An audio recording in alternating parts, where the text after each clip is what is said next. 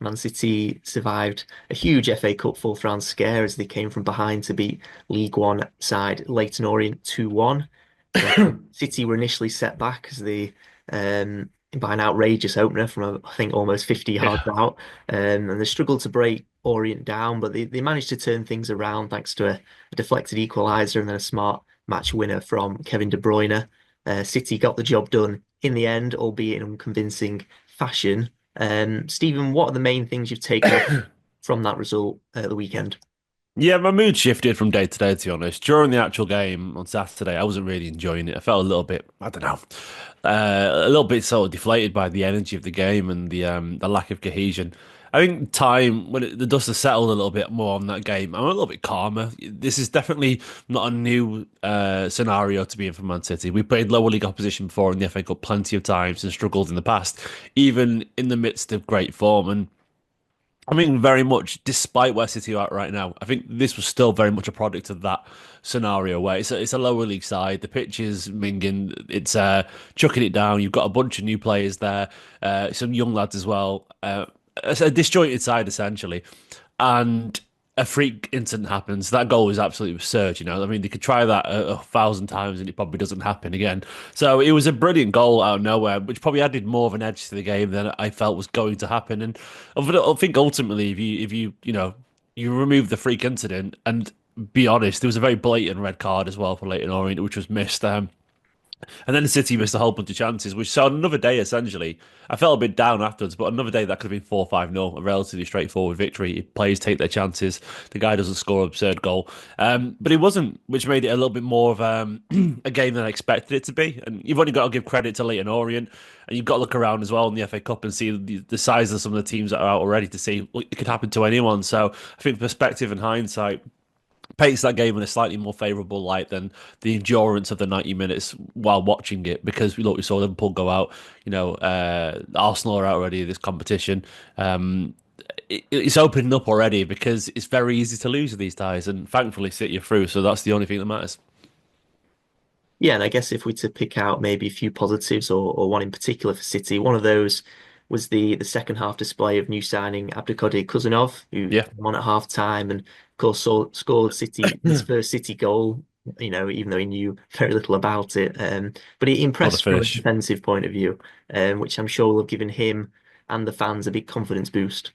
Yeah, I mean, look, you have to always add the caveat and the asterisk of Leyton Orient. It's a League One side, but League One sides know one thing well. They know physicality, they know fight because they have to. And Guardiola's talked an awful lot about how some of these sides have been better in the second ball and the defensive attributes sometimes because they have to be because it's a rougher, tougher, more physical game down the lower leagues. And I think this was a perfect little test for Kusanov and Vitor Perez, the other young centre back, but Kusanov in particular given the backdrop of his Chelsea performance, which he did recover well from, to be fair, but it was a horror start, if we're being honest, for the young lad.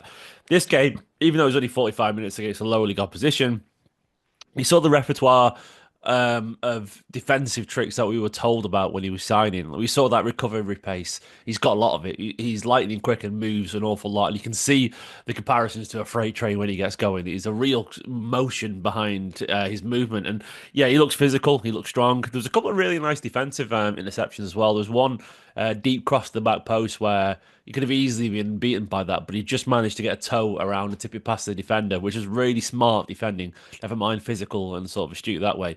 And there was a couple of really good like shoulder bar challenges, and he was crisp on the ball as well. So you could see why City have took this guy who, he's very inexperienced still in the grand scheme of things. Cost an awful lot of money. City definitely paid a premium there. You can see why though City have taken this risk. It is a risk on a young lad with very little experience, doesn't speak a word of English. Um, but you can see the talent, even if it is just Leyton Orient. He's physical, he's fast, he loves defending, he seems reasonably calm on the ball.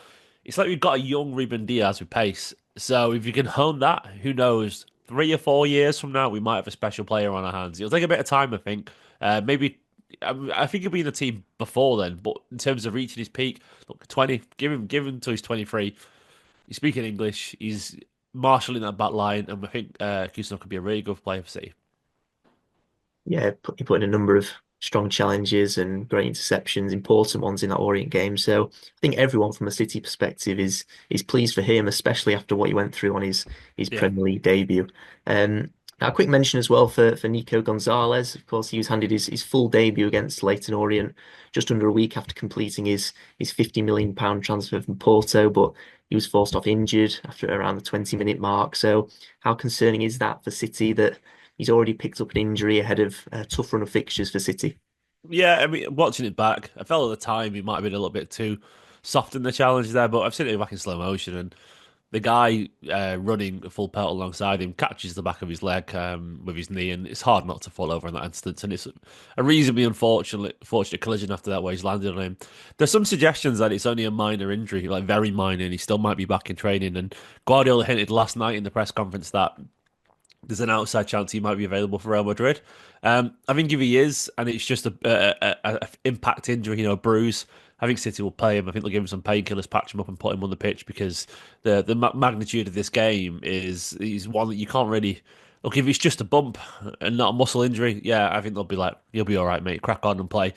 It was only 20 minutes, 22 minutes. I did think as well. I was looking for a few things because that's what you do, and there were some signs of City potentially getting a player there, even though there was a little bit of rustiness, even though he was obviously caught lacking. You could argue for that goal.